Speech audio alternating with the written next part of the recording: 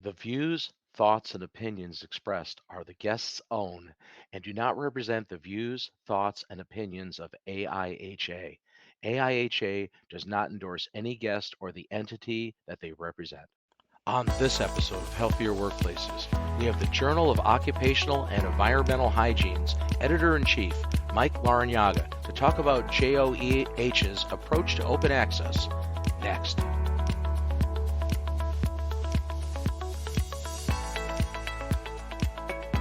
Welcome to another episode of Healthier Workplaces. I'm Bob Krell, founder and publisher of Healthy Indoors Media, and your host for this program from AIHA. Stay with us. Here's our consultant, Sarah. She's always looking for ways to grow her network and increase her business. But advertising is expensive. There are lots of competitors, and sometimes she has trouble finding the right audience. Luckily for Sarah, the American Industrial Hygiene Association, AIHA, offers the perfect low-cost solution, the AIHA Consultants Listing. This listing is the perfect resource for consumers and businesses, and especially for those in need of highly specialized and qualified industrial hygienists. Every year, AIHA sends the Consultants Listing to thousands of decision makers nationwide in a variety of industries, including legal, real estate, trade associations, academics, hospitals, and all levels of government, including most federal agencies. It's also readily available online through their website. Sarah had no idea the Consultants Listing was such a valuable low-cost resource. Now she knows getting into the directory makes perfect sense to better her business. It didn't take long before Sarah found her network expanding, and she was even pulling ahead of her competitors. The AIHA Consultants Listing, your link to building a larger network.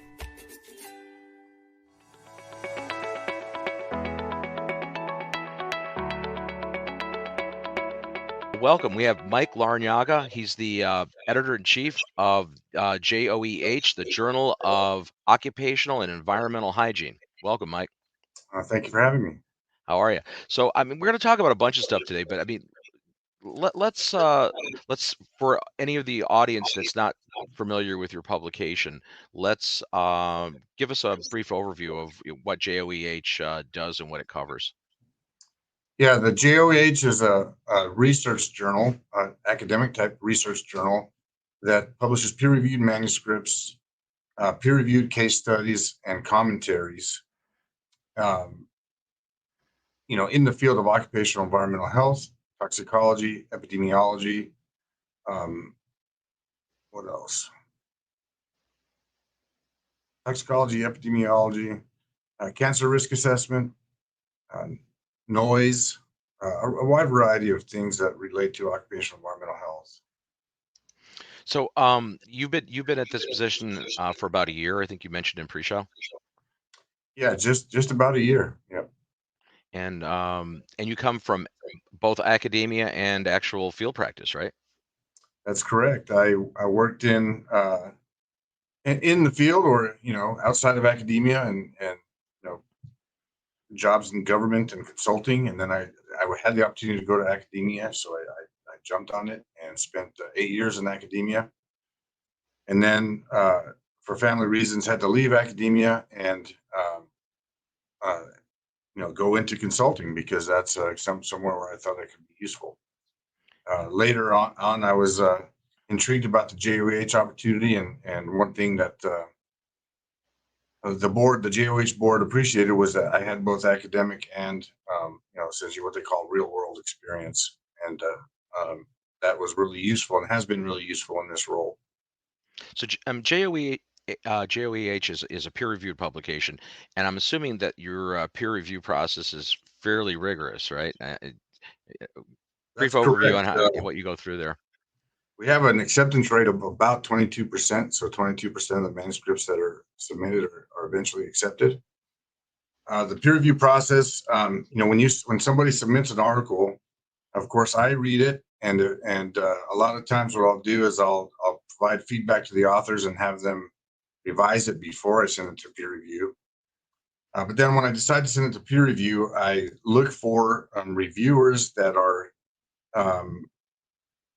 very knowledgeable in the areas that the manuscript covers, and I invite those peer reviewers to review the manuscript. Typically, we have 2 peer reviewers per manuscript. Sometimes we have more, For example, if a manuscript is really complex and has different areas, for example, it's really has a robust statistical design and analysis, I might have an expert in statistics look at that, but then I'll have an expert in occupational safety and health look at those aspects, and sometimes another person to look at another aspect. So sometimes we might have three reviewers.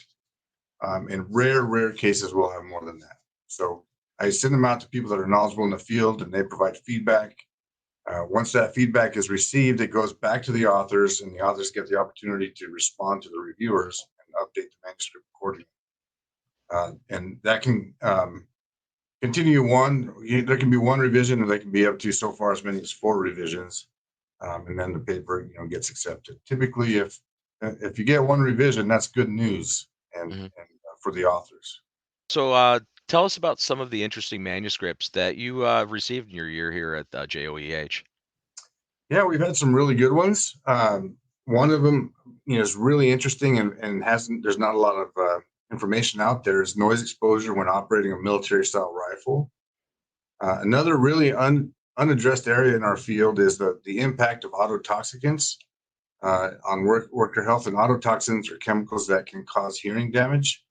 And there's a really great article that was published this year. We have an article on chimney sweepers in Norway, which is pretty amazing, on exposure to noise and particles in a brick manufacturing facility and mine in Tanzania. So some really neat stuff.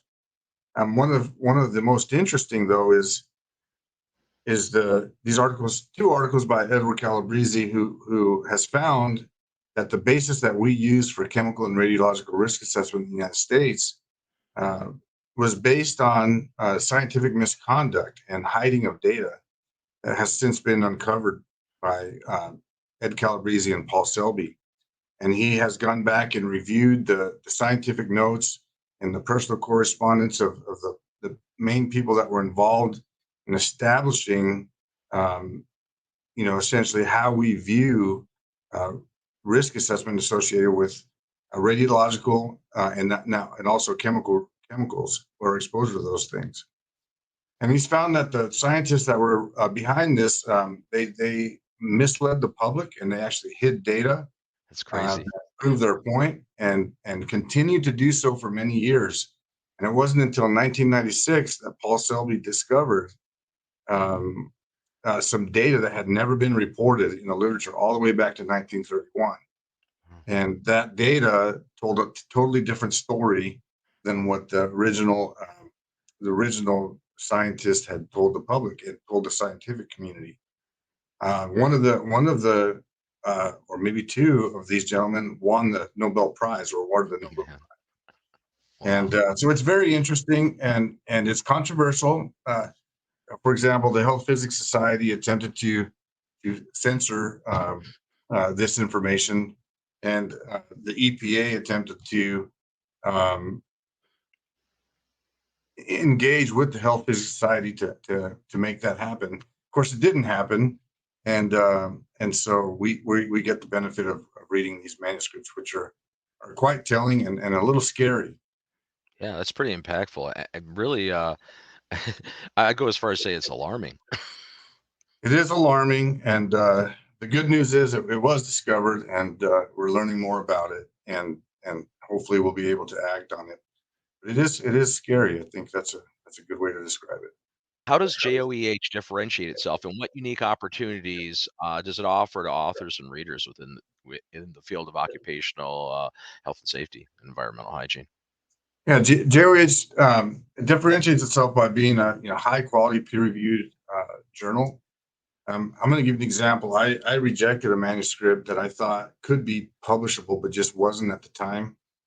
And the author of that journal article was able to submit it to another journal and have it reviewed and accepted all within 30 days. And to me, it just, I was really shocked at how fast the other journal could do that. And when I reviewed it, it was almost essentially the same manuscript that he had submitted to the JOEH. So I think we do a really good job of ensuring high quality review of the manuscripts, and providing good feedback to the authors to improve their manuscripts. I think that's one way that we differentiate ourselves from other journals.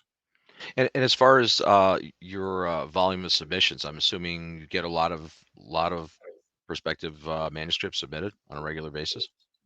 Yeah, we are routinely receiving manuscripts. I think we get a little over 400 manuscripts a year, and we do get quite a bit of manuscripts. One thing that's interesting is we're continuing to get more and more manuscripts from international authors, and such that I think now we're at 55% of our journal submissions are from international authors, which I think is really great, Yeah. and shows the broad impact that JOEH is having, and the confidence that the international community has in JOEH. I mean, does your publication, solicit, or is it just people just reach out to you? I mean, or is it a combination thereof? Is any type of marketing strategy per se to attract new manuscripts? So, well, we do have a marketing strategy. It's not very robust in that we don't do a lot of outward targeting of authors. Although I have gone to conferences and seen people speak, and I've even read manuscripts from other authors and have invited them to submit journal articles to JOEH, and I've gotten some that never would have been submitted to JOEH had I not asked the authors to do so. And I think that has been very impactful. We do work on social networking on Twitter or X, and also on LinkedIn, which has also helped. And we've become known as being fair to those in the international community. One thing I do is I provide a lot of times they need help with the English and the grammar and sentence structure and things like that. And I do provide feedback on that to the authors so that they can update those things before we send it to peer review. So I think that has been very helpful. And we've received really a large number of manuscripts from international authors that I don't think we would have received otherwise. Are there specific topics JOEH is particularly interested in, or you broad sector across that whole spectrum? Because it's a broad category, right? It's a very broad Occupational category. So, for example, if you look at the industrial hygiene core competencies, I think there are either 16 or 18 core competencies. Life sciences, chemistry, analytical chemistry, physics, toxicology, epidemiology. So it's a wide exposure science. It's a very wide breadth, and we do accept manuscripts within that entire breadth as long as it is related to the actual focus of JOEH.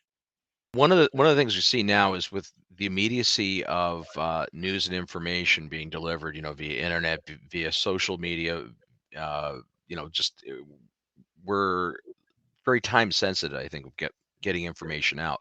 But with a peer-reviewed publication, of course, it's a slower process, right? Because there's going to be feedback from your peer reviewers. As a peer-reviewed journal, people expect there to be a fairly lengthy process to get something out. I mean, I guess the question is, how is JOEH adapting to like the way society-wise we're used to very fast information? Because obviously your process to get accurate information out there does take probably a laborious peer review and to get things straight. So has that affected the way you do the peer review process at the journal, or are you still doing it as you always have? So it hasn't affected the way we do peer review at JOEH. I will tell you that authors are often expecting a very quick turnaround. There are journals that are online journals, and they will give you a very quick turnaround. As I described earlier, an author submitted a manuscript, had it reviewed and accepted and published within a month. That is very enticing to authors. We don't offer that quick turnaround with our current setup.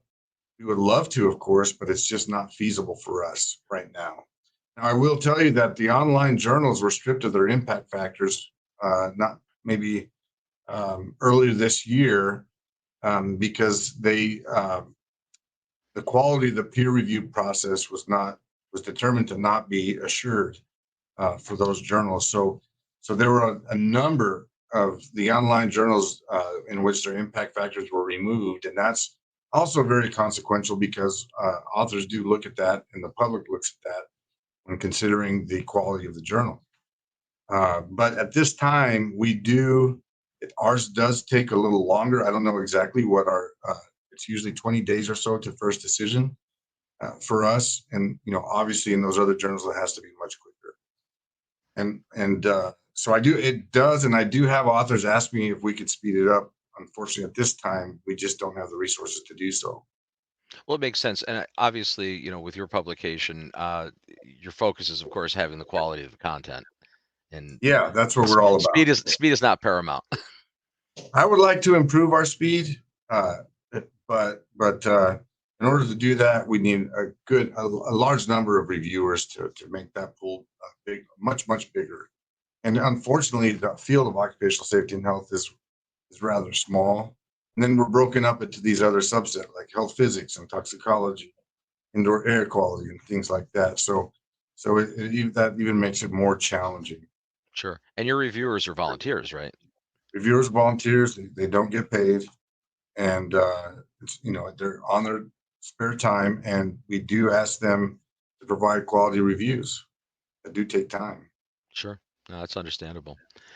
For any academics and researchers looking to have a manuscript considered, are there certain things that could improve their chances of being approved? And do you have any advice or tips, for prospective authors? Yeah, so we have several different manuscript types, and the main ones are the research article, and then we have the short report, which is a case study, and then we have a commentary. So commentaries are for example, we received a commentary recently on actually beauty service workers, which are typically Asian, all across the United States, and the challenges that they face. And what the authors did was they challenged the health and safety community to be more cognizant of the risks that these workers are exposed to, and it's kind of an unaddressed part of our culture and in the United States is that they're exposed to a lot of risks that we're not taking into account. So that was very interesting. And so a commentary is a call to action. And we have a short report, which is a case study.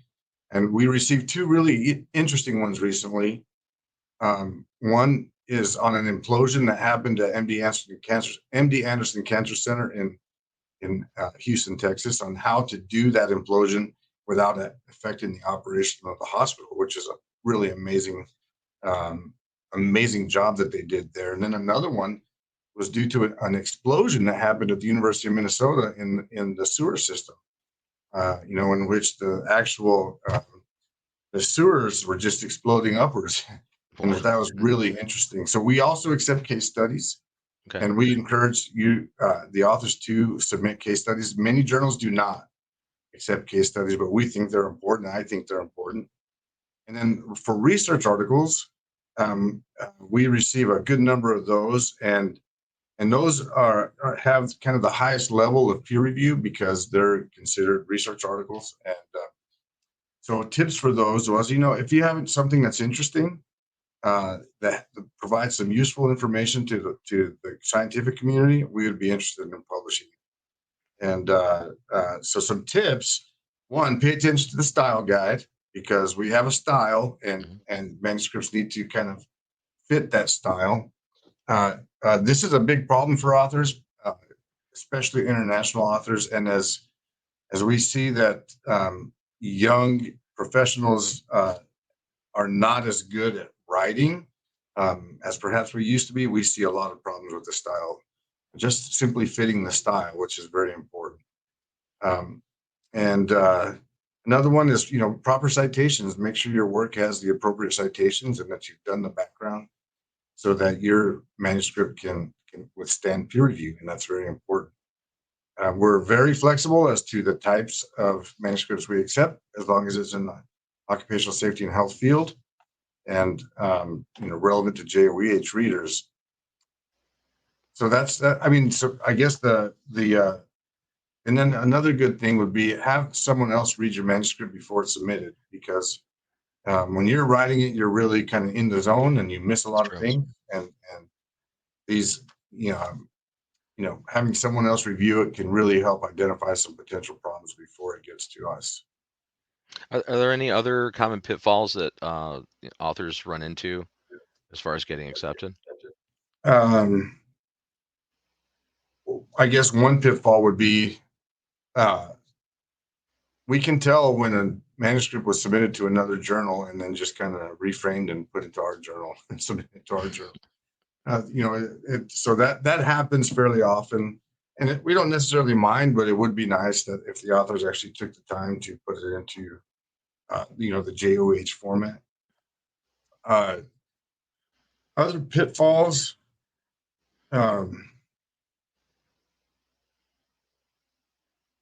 I guess that's the main one. We're pretty good about giving good feedback to authors. So if you have a manuscript and you want it, you can even send me an email and say, hey, would this manuscript be of interest to you? And I'll tell you. We're pretty open about the breadth of the manuscripts that we would accept as long as it's in this field. And yeah, I don't know if that makes sense, but Yeah, no, totally. And again, with 400 manuscript submissions annually, and how many articles do you typically publish in a year? well, we have a 22% acceptance rate. Okay, I could do the math. About 100. Okay, yeah. So I mean, well, a little less than 100. Yeah, but that's a lot of manuscripts to review. It is. Yeah. Well, not one person. The only person that reviews them all is me, and the reviewers don't review 100 manuscripts. I try to make sure that we don't give reviewers too many reviews. And one of the things is our system will tell us, do they have a current review in progress, and how many days has it been since they've done their last review, and how many how many reviews have they done in the last 12 months? So if I see somebody's done a little extra work during the past 12 months, I'll try to leave them alone and find another reviewer. Sure. Sometimes we have specialists and we just need that reviewer. So sometimes I have to rely on certain people quite a bit. And so I appreciate the help from them.